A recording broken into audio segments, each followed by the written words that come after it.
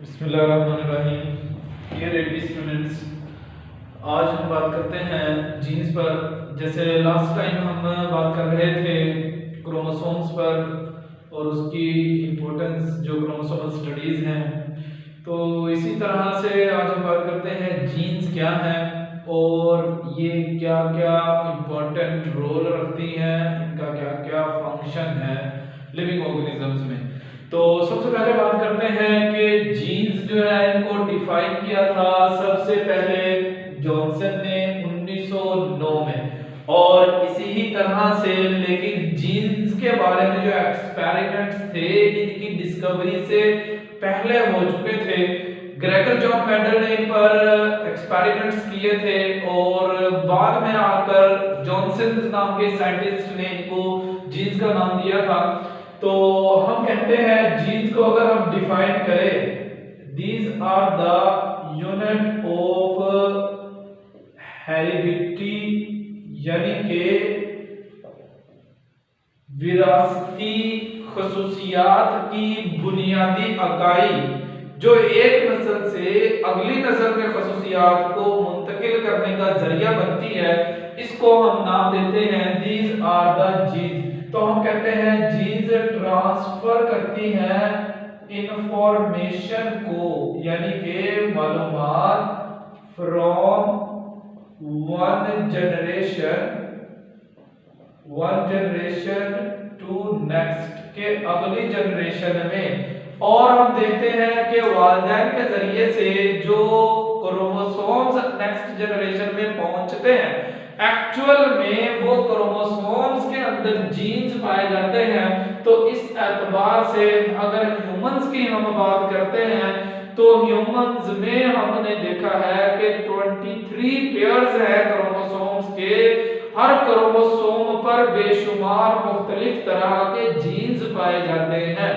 और फिर हम ये देखते हैं कि ये जो 23 क्रोमोसोम्स के जो पेयर हैं, ये अगली जनरेशन में जब मुंतकिल होते हैं तो पहुंचते हैं जैसे पिछली जनरेशन में मौजूद थे वैसे नहीं रहते, बल्कि उनमें चेंजेस आती हैं ताकि नेक्स्ट जनरेशन में नई खुसूसियात पैदा हो जाए। तो इस तरह से हम कहते हैं कि जीन्स जो हैं वो एक जनरेशन से दूसरी जनरेशन में जो खुसूसियात है उनको मुंतकिल करने का जरिया बनती हैं। इससे पहले भी हमने डायग्राम बनाई थी, देखिए क्रोमोसोम्स की ये, और हम ये देखते हैं कि एक क्रोमोसोम पर बहुत सारे जीन्स जो है वो मौजूद हो सकते हैं। और इस तरह से कि एक खास पॉइंट, एक खास मकाम या जगह जहां पर क्रोमोसोम्स में जीन्स पाए जाते हैं, वो जगह, वो पॉइंट उस जीन का लोकस कहलाता है, यानी घर कहलाता है। सपोज किया कि ये एक वो पॉइंट था जहां पर ये खास जीन पाया जाता है, ये इसका लोकस है, ये इसका घर है। तो इस तरह से ह्यूमंस के अंदर आप अंदाजा लगाएं कि बेशुमार मुख्तलिफ तरह के जो है वो जीन्स पाए जाते हैं जो 23 क्रोमोसोम्स के पेयर्स में जोड़ों में होते हैं। और फिर हम ये देखते हैं कि जो जीन्स हैं, हम देखते हैं जीन्स हमेशा अल्टरनेटिव फॉर्म्स में मौजूद होते हैं। जैसे मिसाल के तौर पर हम ये कहते हैं कि अगर जीन्स जो है वो किसी भी लिविंग ऑर्गेनिजम्स में किसी भी तरह के करैक्टर को एक्चुअल में कंट्रोल करते हैं और जिस करैक्टर को जीन के जरिए से जाहिर किया जाता है उसको हम ट्रेट भी कह देते हैं, और उसका उस जिंदा जानदार में फिजिकली जाहिर होना फिनोटाइप भी कहलाता है। मजीद हम ये भी नोट करते हैं, ये भी देखते हैं कि कोई करैक्टर किसी जिंदा जानदार में जाहिर हो। जैसे मिसाल के तौर पर हम बात कर लेते हैं कि अगर कोई फ्लावर है किसी प्लांट में, उस फ्लावर का कलर अगर रेड हो तो ये एक उसकी जो है वो हम कहते हैं फिनोटाइप है। अगर उस फ्लावर का फूल का कलर व्हाइट हो तो ये भी उसका एक करैक्टर है। यानी कि ये दोनों के दोनों रेड होना, किसी भी फ्लावर का, फूल का होगा या वाइट होना, ये एक्चुअल में कहलाएगा उसका ट्रेट, या हम इसको जो है वो नाम देते हैं, ये उसकी फिनोटाइप कहलाता है। अब देखिए ये बेसिक कॉन्सेप्ट है, बुनियादी कॉन्सेप्ट है, इस बुक में तो नहीं है, लेकिन समझना जरूरी है ताकि अगली बातें जो है वो अच्छी तरह से समझ आ सके। तो अब हम देखते हैं कि जीन्स अल्टरनेटिव फॉर्म में है, यानी आप देखें किसी फ्लावर का कलर व्हाइट पैदा होना है जीन की मदद से, किसी फ्लावर का कलर रेड पैदा होना है जीन की मदद से, तो इसका मतलब ये हुआ जीन्स दो शक्लों में, दो से ज्यादा शक्लों में भी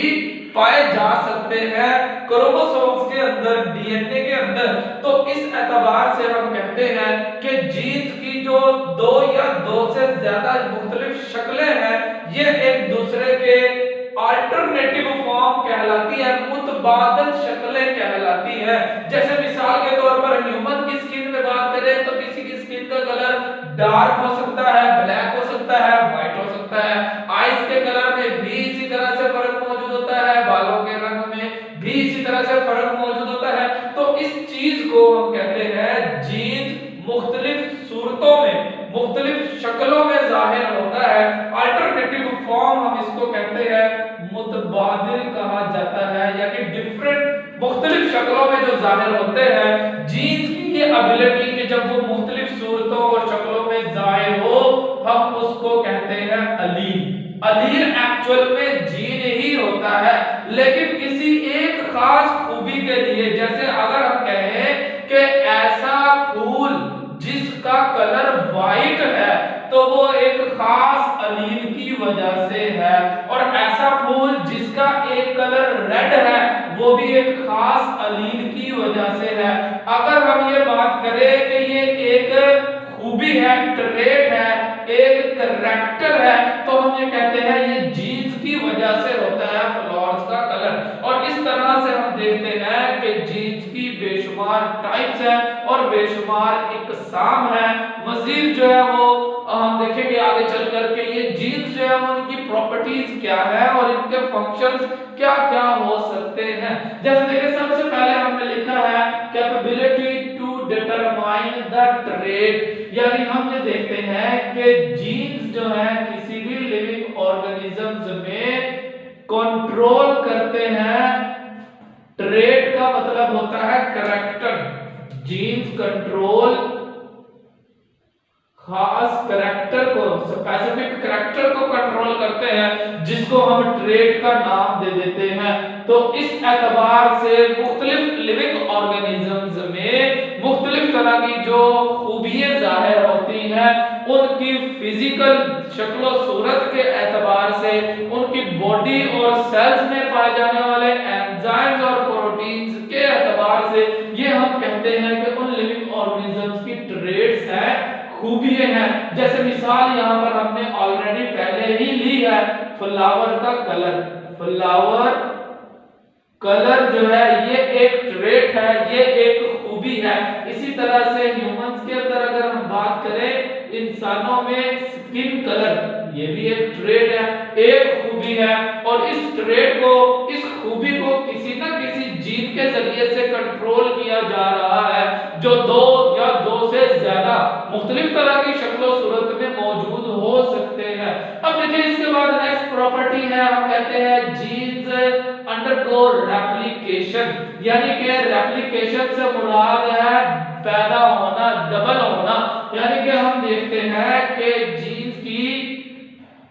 मैनी कॉपीज जो है, many copies of genes can be produced, यानी कि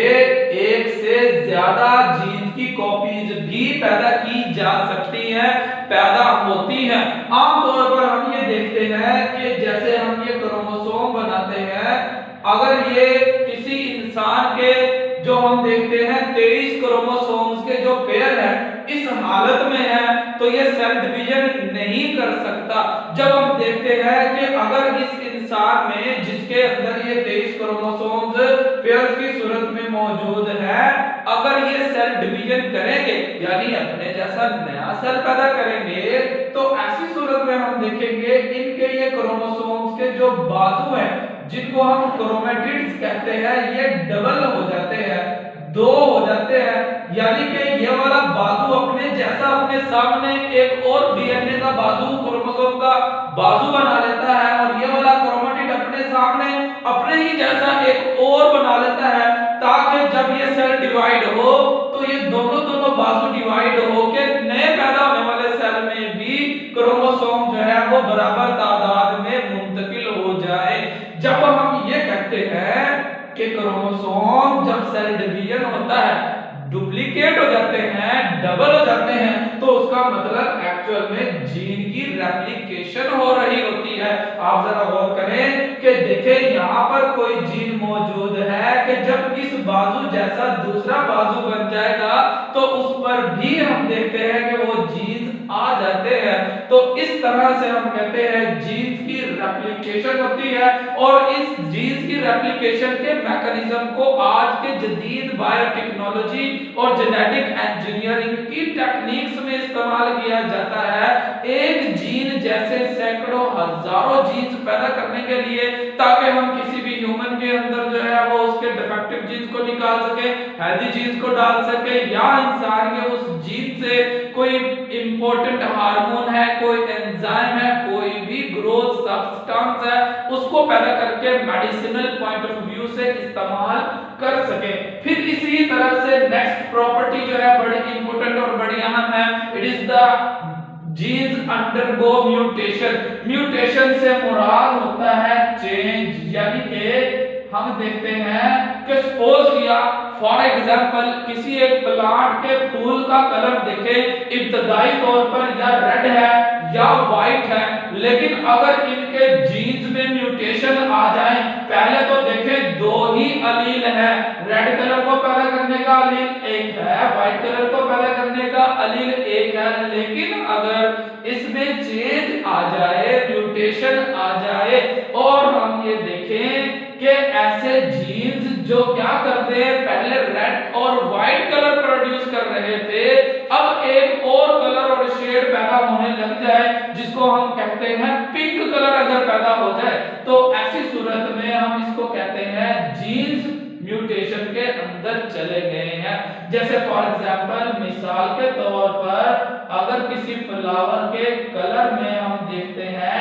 कि जीन्स जो है पहले जो हमने स्टडी किए अगर वो रेड हो और इसी तरह से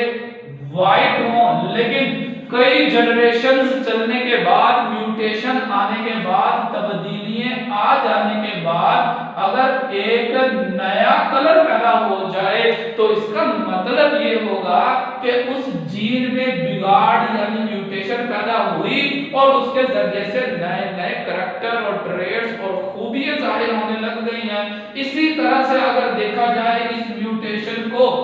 इंसानों में हम देखते हैं कि जो म्यूटेशन है वो ज्यादातर नेगेटिव होती है, यानी कि पहले से मौजूद करैक्टर्स में खराबियां पैदा कर देती है, लेकिन बहुत सारे एनिमल्स के अंदर और प्लांट्स के अंदर आने वाली जो चेंजेस हैं, जो म्यूटेशंस हैं, वो क्या कर देती हैं, उनके करैक्टर्स को पहले से ज्यादा बेहतर भी कर सकती हैं, खराब भी हो सकते हैं। जैसे कोरोना वायरस वाले आजकल केसेस के अंदर जो है आप लोगों ने देखा है कि इसका जो नया वेरिएंट है वो पहले से ज्यादा तबाहकुन है, लिहाजा एक्चुअल में उन वायरसेस में भी तो जीन्स हैं, तो उनमें जो म्यूटेशंस आती रहती हैं with the passage of time, वक्त गुजरने के साथ साथ वो पॉजिटिव भी हो सकती हैं, नेगेटिव भी हो सकती हैं इंसानों के पॉइंट ऑफ व्यू से। तो इस तरह से ये जीन्स की बहुत अहम जो है एक प्रॉपर्टी हमारे सामने आई। इसी तरह से लास्ट कैरेक्टर जो प्रॉपर्टी और फंक्शन है जीन्स का, वो हम कहते हैं जीन्स हैव द इंफॉर्मेशन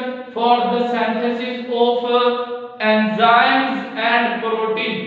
हम देखते हैं कि सेल के अंदर तमाम के तमाम बेशुमार, अगर ह्यूमंस की हम बात करें, इंसानों में तकरीबन 10,000 डिफरेंट टाइप्स की प्रोटीन्स पैदा होती हैं। हमारी बॉडी के अंदर 10,000 मुख्तलिफ तरह की प्रोटीन्स पैदा होती हैं, और इसी तरह से एंजाइम्स हमारी बॉडी के अंदर मौजूद है। हम कहते हैं कि एंजाइम्स ऐसी साख्तें हैं हमारे सेल्स के अंदर ये क्या काम करती हैं, इंसानों में या सेल में होने वाले बायोकेमिकल रिएक्शंस को चलाती है। हम देखते हैं एंजाइम्स जो है ये क्या काम करती हैं, responsible, these are responsible for metabolism. Metabolism से क्या मुराद है, किसी भी जिंदा जानदार सेल को अपनी जिंदगी की वजूद को बरकरार रखने के लिए जो मेटाबॉलिक जो रिएक्शंस चलाने पड़ते हैं, जैसे कि जरासीमों को किल करना है, हमारी बॉडी के अंदर व्हाइट ब्लड सेल्स काम कर रहे होते हैं, और इसी तरह से खुराक को डाइजेस्ट करना है, एटीपी एनर्जी ग्लूकोज के जरिए से पैदा करना है। ये तमाम तरह के रिएक्शंस जो किसी भी जिंदा जानदार की बॉडी या सेल में होते हैं, all reactions in cells of the living organism. अब आप गौर करें कि सेल की तमाम एक्टिविटीज जो है इनको एंजाइम्स कंट्रोल कर रहे होते हैं, और मजीद गौर से ये देखें कि ये एंजाइम्स जीन्स के जरिए से कंट्रोल हो रहे होते हैं, जिसने पूरे सेल का दारोमदार संभालना है कि कैसे एक सेल में डिवाइड करना है, अपने जैसे नए सेल्स पैदा करने हैं। तो इस तरह से हम देखते हैं कि ये 4 बेसिक और बुनियादी प्रॉपर्टीज और फंक्शंस बनते हैं जीन्स के। नंबर 1 जिसको हमने कहा कि कैपेबिलिटी टू डिटरमाइन, खुसूसियात का तयन करते हैं, और इसी तरह से जीन्स अपने जैसे नए जीन्स भी पैदा करते हैं। तीसरे नंबर पे जीन्स में चेंजेस और तब्दीलियां नई खुसूसियात पैदा करने का जरिया बनती हैं, और इसी तरह से तमाम जिंदा जानदारों के अंदर जिंदगी को कंट्रोल करने वाले जो एंजाइम्स और प्रोटीन्स हैं वो भी जीन्स की मदद से ही पैदा होती हैं। Thank you.